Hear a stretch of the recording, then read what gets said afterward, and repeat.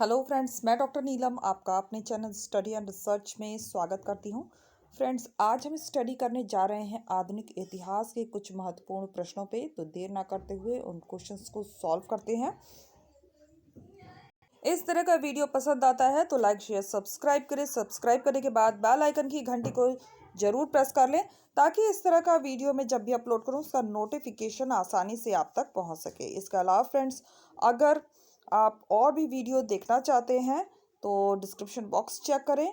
यहाँ पर आपको old paper NTA UGC net के टीजीटी पीजीटी के ओल्ड पेपर भी मिल जाएंगे। इसके अलावा प्रैक्टिस सेट जो कि अभी चल रहा है, ये सीरीज डी है और प्रैक्टिस सेट ए बी और सी पहले ही सॉल्व हो चुका है।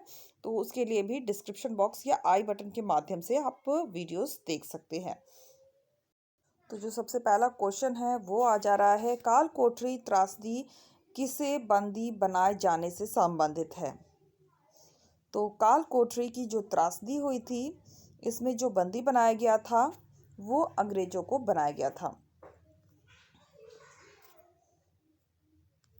15 जून 1756 को फोर्ट विलियम बंगाल को सिराजुद्दौला के सैनिकों ने घेर लिया और अंग्रेजों ने आत्मसमर्पण कर दिया। सिराजुद्दौला के आदेश पर सभी 146 बंदियों को 18 फुट लंबे और 14 फुट इंच चौड़े कक्ष में 20 जून 1756 को बंद कर दिया गया। प्रातः केवल 23 व्यक्ति ही जीवित मिले। इसी घटना को काल कोठरी त्रासदी की संज्ञा दी जाती है। नेक्स्ट क्वेश्चन, बंगाल में द्वैत सरकार की स्थापना किसने की। तो द्वैत सरकार की स्थापना करने वाला था लॉर्ड क्लाइव। जब क्लाइव दोबारा अंग्रेज कंपनी का गवर्नर बनकर भारत आया, उस समय मीर कासिम को गद्दी से उतार दिया गया था। मीर जाफर की मृत्यु हो चुकी थी। एक छोटा बच्चा निजामुद्दौला बंगाल का नवाब था। क्लाइव ने 1765 में नवाब से दीवानी कंपनी के लिए ले लिया और निजाम प्रशासन नवाब के पास रहने दिया, अर्थात इसे द्वैत शासन व्यवस्था कहा गया, जो 1765 से 1772 ईस्वी तक चला। फ्रेंड्स, यहाँ पे मैं एक आपको छोटी सी जानकारी देना चाहूँगी कि किसी का कमेंट आया था, मुझे नाम याद नहीं आ रहा है, कि पीजीटी की तैयारी हम किस बुक से करें। तो आपको यहाँ पे मैं बता दूँ कि पीजीटी से रिलेटेड एक मैंने डिस्क्रिप्टिव वे में स्टडी का वीडियो प्रोवाइड किया है। अगर आप वो डिस्क्रिप्टिव स्टडी को देखेंगे तो वो अकॉर्डिंग टू पीजीटी प्रिपरेशन के लिए ही है। तो आप डिस्क्रिप्टिव स्टडी भी कर सकते हैं, तो उसको ज़रूर आप देखें। और अगर आप पीजीटी का एग्ज़ाम अच्छे से तैयार करना चाहते हैं तो वहाँ से आपके बहुत सारे क्वेश्चन सॉल्व हो जाएंगे। तो डिस्क्रिप्शन बॉक्स में जाएंगे तो डिस्क्रिप्टिव स्टडी के नाम से प्लेलिस्ट क्रिएट किया गया है। इसके अलावा मैंने आपको कमेंट का उत्तर भी दिया था कि प्रतियोगिता साहित्य की बुक बहुत अच्छी है, उसे भी आप पढ़ सकते हैं। भारतीय तरीके में सुधार हेतु कॉर्नवालिस द्वारा उठाए गए न्यायिक सुधार की आलोचना की।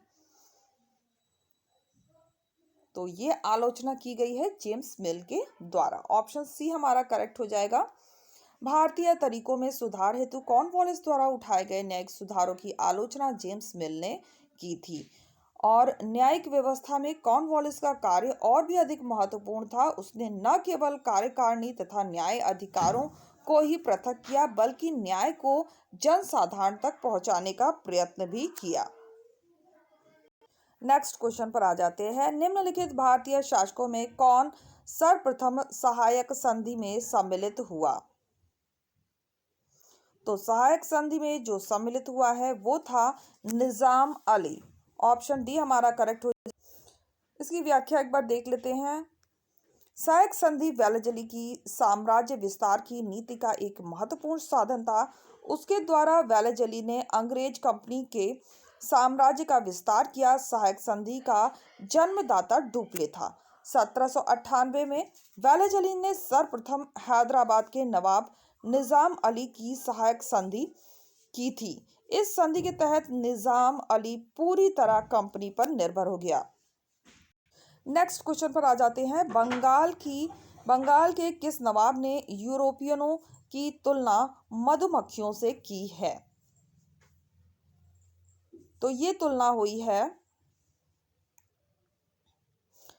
तो यह नवाब था अलीवर्दी खां, जिसने बंगाल की तुलना यूरोपियों की तुलना मधुमक्खियों से की है। बंगाल, बिहार और उड़ीसा में अलीवर्दी ने अपना स्वतंत्र शासन स्थापित किया था। वह साहसी कूटनीतिज्ञ था। अपने समय में उसने यूरोपियन जातियों को न तो अपने सूबे में संघर्ष करने दिया और न ही सूबे की राजनीति में उन्हें हस्तक्षेप करने दिया, बल्कि अलीवर्दी खान ने यूरोपियनों की तुलना मधुमक्खियों से करते हुए कहा कि यदि उन्हें न छेड़ा जाए तो वे शहद देगी और यदि छेड़ा जाए तो काट काट कर मार डालेंगी।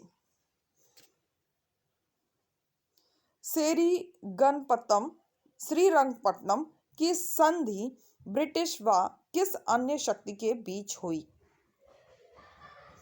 तो ये हुई है टीपू सुल्तान।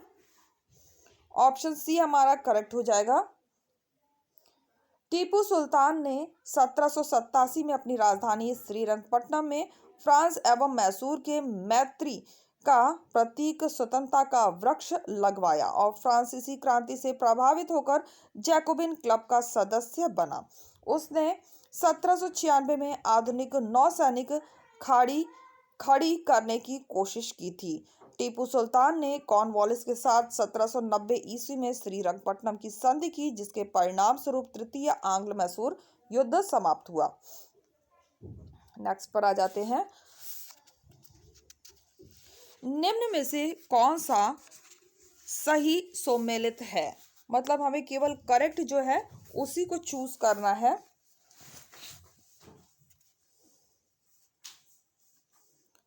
निम्न में से कौन सही सम्मिलित है? नीचे देखते हैं। इसमें जो सही सम्मिलित हो रहा है वो हो जाएगा वेलेजली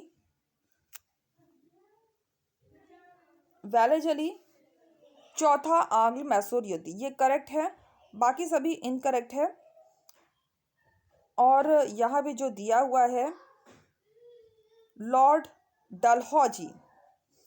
डलहौजी अवध विलय से संबंधित है। फिर लॉर्ड एलनबरो हो जाएंगे, यहाँ दिया नहीं है ऑप्शन, तो ये हो जाएगा सिंध विजय से। और लॉर्ड हेस्टिंग तृतीय आंग्ल मराठा युद्ध से।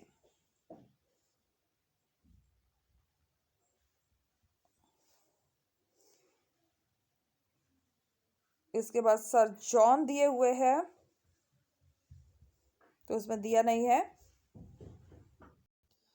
चलिए नेक्स्ट क्वेश्चन पर आ जाते हैं। 1756 में कलकत्ता पर पुनः अधिकार करने के लिए किसे समुद्र के रास्ते भेजा गया? तो समुद्र के रास्ते भेजा गया था वॉटसन को। 1756 में कलकत्ता पर पुनः अधिकार करने के लिए समुद्र के रास्ते लॉर्ड क्लाइव के सहायक के रूप में वॉटसन को भेजा गया था। ईस्ट इंडिया कंपनी के प्रथम व्यापारिक केंद्र की स्थापना की गई। तो प्रथम जो केंद्र की स्थापना हुई है वो हुई है सूरत में। जीआईसी लेक्चर एग्जाम 2012 और पीजीटी हिस्ट्री 2009 और 16 का ये प्रश्न रहा है। फ्रेंड्स, आपको बता दूं कि लाइव क्लास भी मैं कभी कभी करती हूँ। फिलहाल अभी मुझे समय ना मिलने के कारण कुछ टाइम से मैंने लाइव क्लास नहीं लिया है और नेक्स्ट मंडे हम कोशिश करेंगे लाइव क्लास के लिए। तो नेक्स्ट मंडे 4 PM आप जुड़ सकते हैं लाइव क्लास के लिए। ईस्ट इंडिया कंपनी के प्रथम व्यापारिक केंद्र की स्थापना अस्थायी रूप से सूरत में की गई। कंपनी के इस व्यापारिक केंद्र की स्थापना 1608 ईस्वी में हुई थी, जबकि दक्षिण भारत में 1611 ईस्वी में स्थायी रूप से मछलीपट्टनम में स्थापित किया गया। यद्यपि यह विवाद का विषय बना रहा है कि अंग्रेजों ने अपने प्रथम व्यापारिक केंद्र कहाँ स्थापित किए।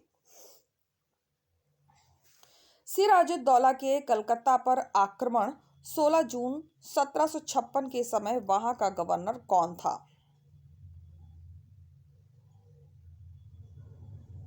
तो जो गवर्नर था वो था ड्रेक।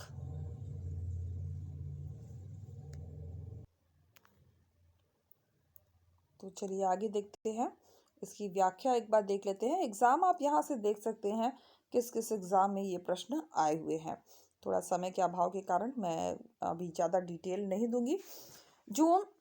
16 जून 1756 को सिराजुद्दौला ने कलकत्ता पर आक्रमण करके उसे अंग्रेजों से मुक्त करा दिया। उस समय कलकत्ता का गवर्नर ड्रेक था। उसे भागकर फुल्टा द्वीप में शरण लेनी पड़ी। मिस्टर हॉलवेल ने अपने कुछ सहयोगियों के साथ नवाब के समक्ष आत्मसमर्पण कर दिया।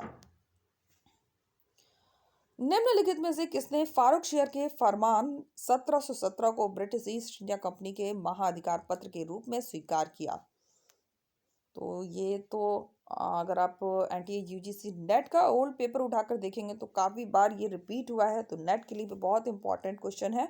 इसके अलावा higher education exam medieval history 2013 का भी ये प्रश्न रहा है। तो इसमें हो जाएगा ओमर्स, ऑप्शन ए हमारा करेक्ट हो जाएगा। इसकी डिटेल एक बार देख लेते हैं।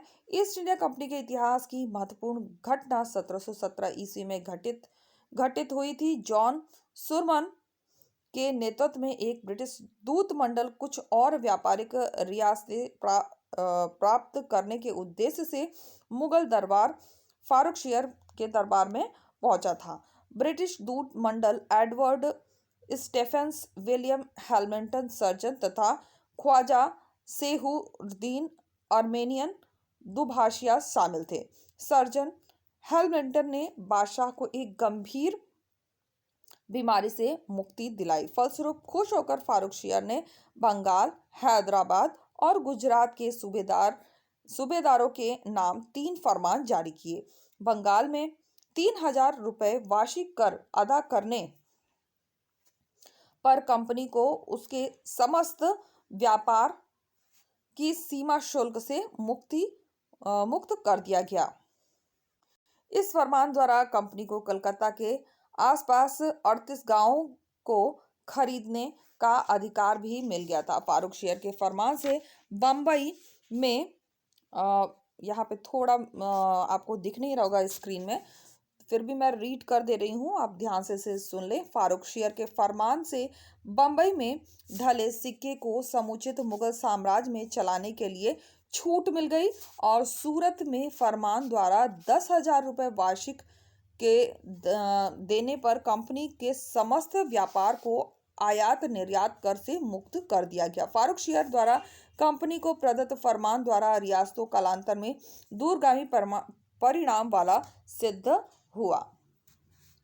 ओमर्स महोदय ने इस फरमान को कंपनी का महाअधिकार पत्र या मैग्ना कार्ड की संज्ञा दी। तो इस पर प्रश्न महाअधिकार पत्र या मैग्ना कार्ड करके भी बनता है, ध्यान रखिएगा। चलिए नेक्स्ट क्वेश्चन पर आ जाते हैं। निम्नलिखित में से अवध का अंतिम नवाब कौन था? तो अवध का जो अंतिम नवाब रहा है वो था Wajid Ali Shah. Higher education exam medieval history 2013 का यह प्रश्न रहा है। अवध का अंतिम नवाब वाजिद अली शाह था। वाजिद अली शाह लखनऊ और अवध के नवाब रहे। इसका शासनकाल 1847 से 1856 तक रहा। संगीत की दुनिया में नवाब वाजिद अली शाह का नाम अविस्मरणीय है। ये ठुमरी संगीत विधा के जन्मदाता के रूप में जाने जाते हैं। तो ये भी बहुत इंपॉर्टेंट है कि ठुमरी संगीत विधा के जन्मदाता कौन थे? तो वाजिद अली शाह थे। इनका पुत्र बिरजेस कादिर अवध का अंतिम अल्पवयस्क नवाब था, परंतु वास्तविक शक्ति वाजिद अली शाह की पत्नी बेगम हजरत महल के हाथ में थी। इसीलिए वाजिद अली शाह अवध का अंतिम नवाब माना जाता है। निम्नलिखित में से किसने ब्लैक होल की त्रासदी को बताया? तो इस त्रासदी की व्याख्या करने वाले थे Holwell. Higher education exam medieval history 2013 का ये प्रश्न रहा है। हॉलवेल ने ब्लैक होल की त्रासदी को बताया। ब्लैक होल काल कोठरी नामक घटना, ये अभी हमने पढ़ा था, सबसे फर्स्ट क्वेश्चन हमारा इसी का था, फिर भी एक बार हम देख लेते हैं, रिवीजन भी हो जाएगा। नामक घटना पश्चिम बंगाल की एक घटना है जो स्वतंत्रता पूर्व काल की है। ऐसा माना जाता है कि बंगाल के नवाब सिराजुद्दौला ने 146 अंग्रेज बंदियों, जिसमें स्त्री और बच्चे भी शामिल थे, को एक छोटे से कमरे में बंद करा दिया था और 20 जून 1756 को रात बंद करने के बाद 23 जून को प्रातः कमरा खोला गया तो उसमें अधिकतर बंदियों की मौत हो चुकी थी। केवल 23 बंदी जीवित थे, जिसमें हॉलवेल भी शामिल था। श्रीरंगपट्टनम की संधि निम्न में से किसके बीच हुई थी? तो ये हुई है टीपू सुल्तान और लॉर्ड कॉर्नवालिस के मध्य। Higher education exam medieval history 2014 का ये प्रश्न रहा है। तृतीय आंग्ल मैसूर युद्ध 1790 से 92 का समापन श्रीरंगपट्टनम की संधि के माध्यम से मार्च 1792 द्वारा हुआ। इस संधि में अंग्रेजों की ओर से कॉर्नवालिस तथा मैसूर से टीपू सुल्तान शामिल थे। इस संधि के अनुसार टीपू को अपने राज्य का लगभग आधा भाग अंग्रेजों को तथा उसके साथियों को देना पड़ा। साथ ही युद्ध के हार जाने के रूप में टीपू सुल्तान को अंग्रेजों को 3 करोड़ रुपए देना था। इस संधि में यह शामिल था कि जब टीपू सुल्तान 3 करोड़ रुपए नहीं देगा तब इसके 2 पुत्र अंग्रेजों के कब्जे में रहेंगे। कॉर्नवालिस ने इस संधि के बाद टिप्पणी की कि हमने अपने शत्रु को प्रभावशाली ढंग से पंगु बना दिया है तथा साथियों को भी शक्तिशाली नहीं बनने दिया। नेक्स्ट क्वेश्चन पर आ जाते हैं। रॉबर्ट क्लाइव ने मुगल शासक से बंगाल, बिहार, उड़ीसा की दीवानी किस वर्ष स्वीकार की? तो ये वर्ष था 1765 में। हायर एजुकेशन एग्जाम और यूजीसी नेट का क्वेश्चन रहा है ये। तो higher education exam 2014, UGC NET exam 2012 और टीजीटी हिस्ट्री 2013 का ये प्रश्न रहा है।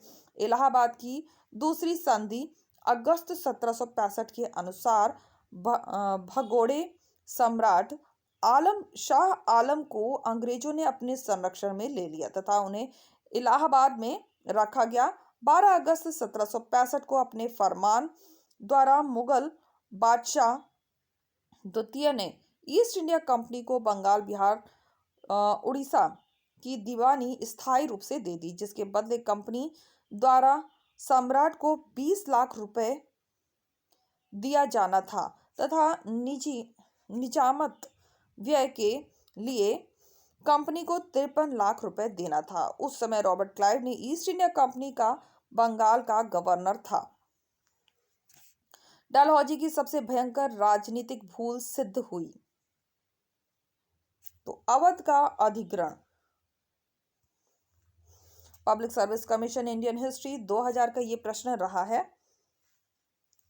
13 फरवरी 1856 को लॉर्ड डलहौजी ने कुशासन का बहाना लगाकर अवध के नवाब वाजिद अली शाह को सिंहासन छोड़ने के लिए कहा तथा अवध को ब्रिटिश राज्य में मिला लिया। यह विलय डलहौजी का सबसे भयंकर राजनीतिक भूल थी। अवध के विलय का मुख्य कारण केवल वहां का कुशासन ही था। इस बात पर ध्यान नहीं दिया गया कि कुशासन का मुख्य कारण अंग्रेज स्वयं थे।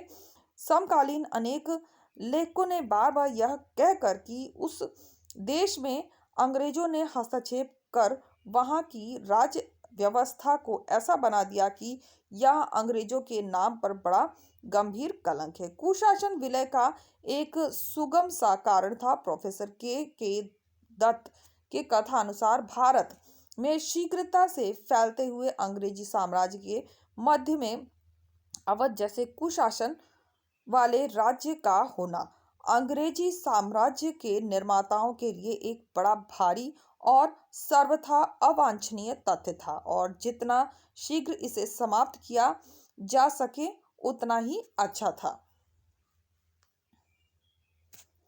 किसने 1771 ईस्वी में शाह आलम को इलाहाबाद छोड़कर अपनी पैतृक राजधानी दिल्ली से शासन करने में सहायता की?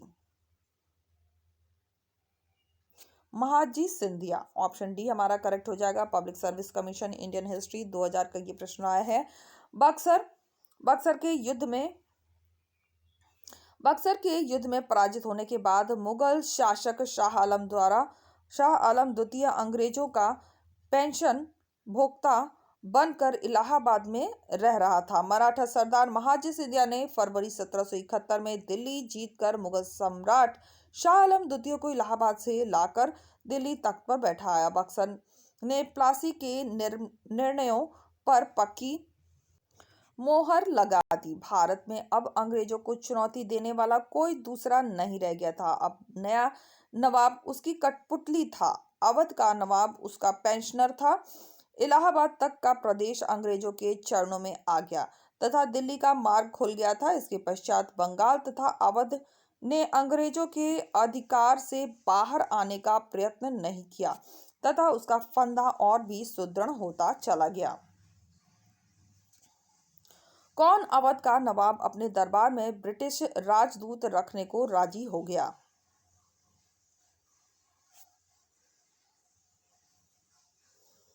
तो वो था Shuja-ud-Daula. Public service commission pre Indian history 2000 का ये प्रश्न रहा है। सफदरजंग की मृत्यु के पश्चात उसका पुत्र सुजाउद्दौला अवध का नवाब बना। उसके समय में अवध की राजनीति में गंभीर परिवर्तन हुए। उसने मुगल शहजादा अली गौहर को अपने राज्य में शरण दी। उसने पानीपत के तृतीय युद्ध में मराठा के विरुद्ध अहमद शाह अब्दाली का साथ दिया।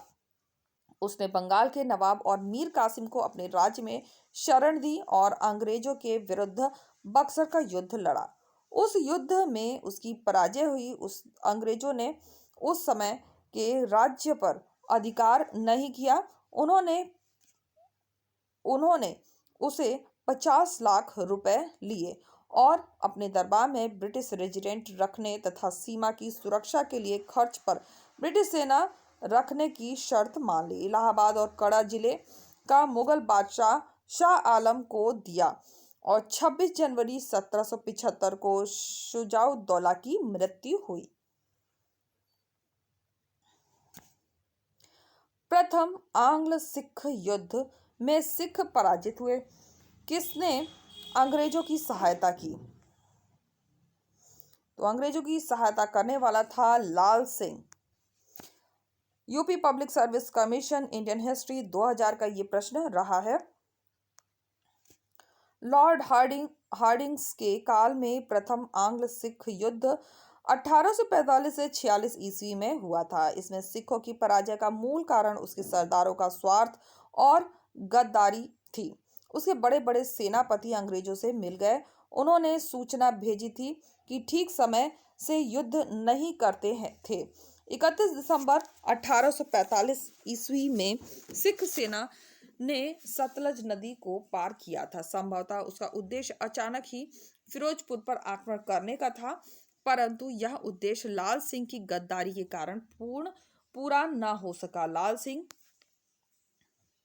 लाल सिंह ने फिरोजपुर में अंग्रेज प्रतिनिधि निकलसन को लिखता था कि मैंने सिख सेना के साथ सतलज को पार कर लिया है। तुम अंग्रेजों से मेरी मित्रता को जानते हो। मुझे बताओ कि अब मुझे क्या करना चाहिए। निकलसन ने उत्तर दिया, फिरोजपुर पर आक्रमण मत करो। जितने दिन संभव हो सके फिर गवर्नर जनरल की तरफ बढ़ो।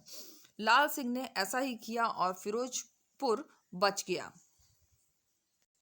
तो यहाँ पे ये हमारा लास्ट क्वेश्चन है फ्रेंड्स। सर्वप्रथम भारत में सहायक संधि का हस्ताक्षर किसने किया? तो हैदराबाद के निजाम ने किया है सर्वप्रथम। Public service commission Indian history 2000 का प्रश्न रहा है। यूपी पब्लिक सर्विस कमीशन 2005 का भी ये प्रश्न रहा है। इसके अलावा पीजीटी हिस्ट्री 2010 और 2004 में भी ये प्रश्न आया हुआ है। सहायक संधि वैलाजली की समग्र विस्तार की नीति का एक महत्वपूर्ण साधन थी। उसके द्वारा वैलाजली ने अंग्रेजी कंपनी के साम्राज्य का विस्तार किया, भारतीय नरेशों के दरबार और राजनीति में अंग्रेजों के प्रभाव को बढ़ाया और फ्रांसीसियों के प्रभाव को भारत से नष्ट करने में सहायता प्रदान की। वैलाजली ने स्वयं इस संधि की उत्पत्ति नहीं की थी। सर्वप्रथम फ्रांसीसी गवर्नर डुप्ले ने इसका प्रयोग किया। उसने भारतीय नरेशों को सैनिक सहायता देने के बदले उसे धन लेने की प्रथा आरंभ की। वही इस सहायक संधि की उपलब्धि थी। पहले चली की सहायक संधि में सर्वप्रथम भारत में हैदराबाद के निजाम ने सितंबर 1798 ईस्वी में हस्ताक्षर किए। इसके बाद क्रमशः मैसूर, तंजौर, अवध, पेशवा तथा भोसले शासक ने इस संधि पर हस्ताक्षर किए। तो फ्रेंड्स, यहाँ पे हमने 20 क्वेश्चन कंप्लीट कर लिए हैं और हम आ गए हैं अपनी प्लेलिस्ट में। यहाँ पे आप वीडियोस बहुत सारे मिल जाएंगे आपको। यहाँ पे आप एक बार वॉच कर सकते हैं। इन सभी के लिंक आपको डिस्क्रिप्शन बॉक्स में मिलेंगे। तो उम्मीद है आपको वीडियो पसंद आएगा। वीडियो पसंद आता है तो लाइक, शेयर, सब्सक्राइब करें। सब्सक्राइब करने के बाद बेल आइकन की घंटी को जरूर प्रेस कर लें, ताकि इस तरह का वीडियो में जब भी अपलोड करूं उसका नोटिफिकेशन आसानी से आपको मिल सके। Okay friends, take care and bye bye.